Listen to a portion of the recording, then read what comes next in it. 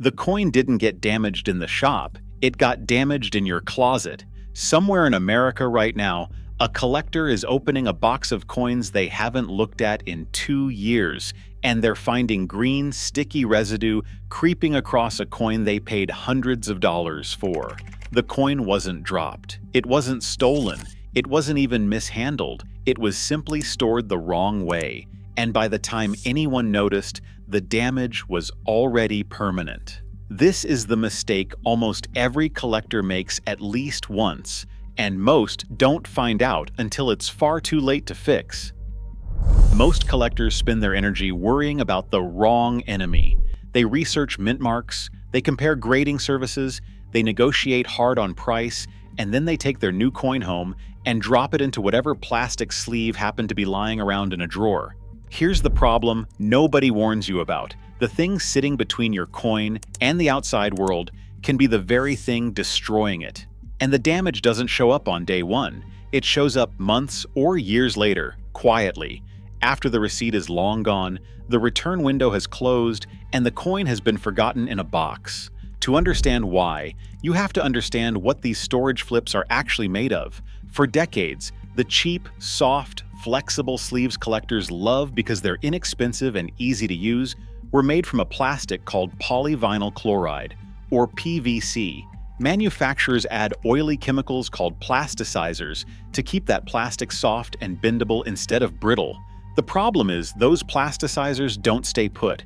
Over time, they migrate. They leach out of the plastic and settle directly onto the surface of the coin sitting inside it, especially once heat or humidity speed the process along. And here's the mini revelation most people never learn. The plastic doing the protecting is often the thing doing the damage. Once those plasticizers make contact with the coin, they begin breaking down and releasing a gas. That gas reacts with humidity in the air to form a weak but persistent acid. That acid sits on the coin's surface and quietly eats into the metal, one microscopic layer at a time.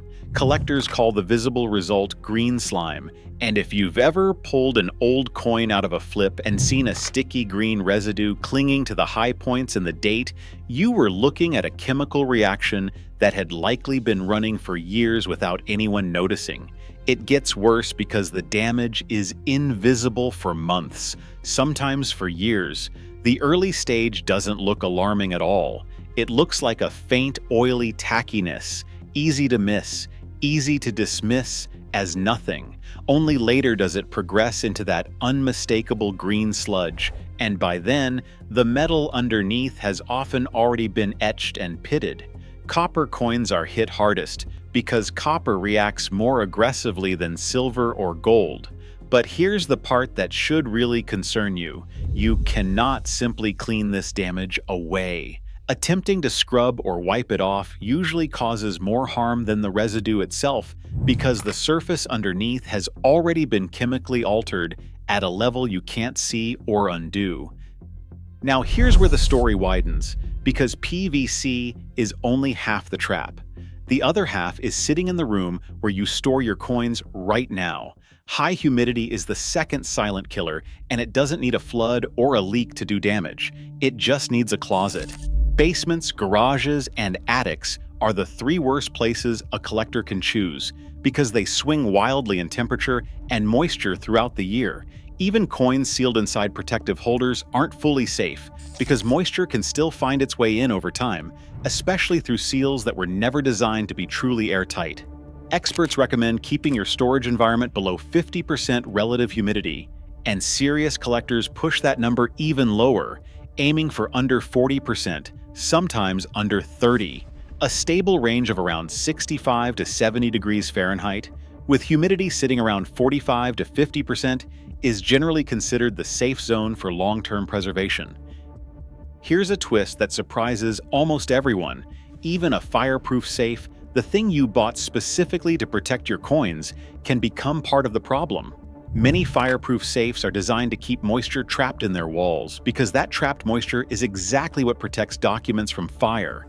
That means the inside of the very safe you trusted can sit at humidity levels above 70%, even with a desiccant pack inside working overtime. And a bank safety deposit box isn't a guaranteed fix either. Slabs stored inside a bank box for roughly a decade have come out showing signs that moisture and gas had gotten in anyway, because even sealed holders aren't fully airtight against years of exposure. And it is not only plastic and moisture doing the damage. Old paper coin envelopes, cardboard folders, and even something as simple as a rubber band wrapped around a roll of coins can quietly cause harm. Rubber contains sulfur, and sulfur reacts with silver over months of contact, leaving a dark ring exactly where the band once sat. None of these materials look dangerous, and that is exactly why collectors keep using them decade after decade without a second thought.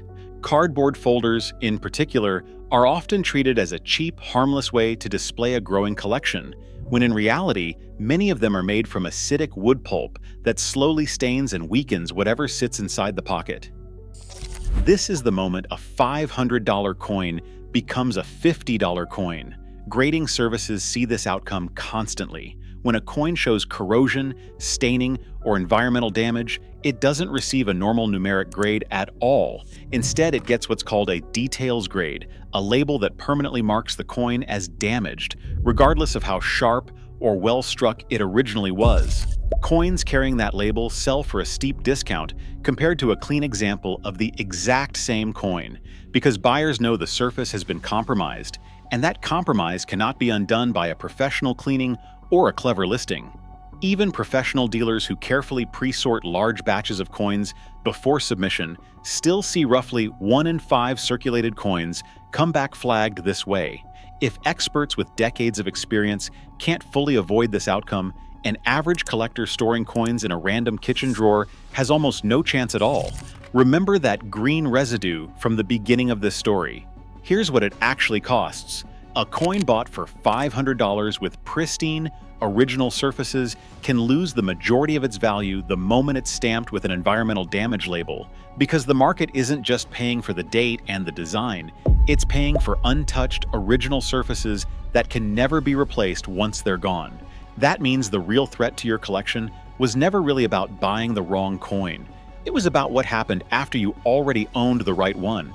The purchase decision gets all the attention, the research, the negotiating, the excitement of the win. The storage decision, made almost as an afterthought, is the one quietly determining what your collection is actually worth 10 years from now.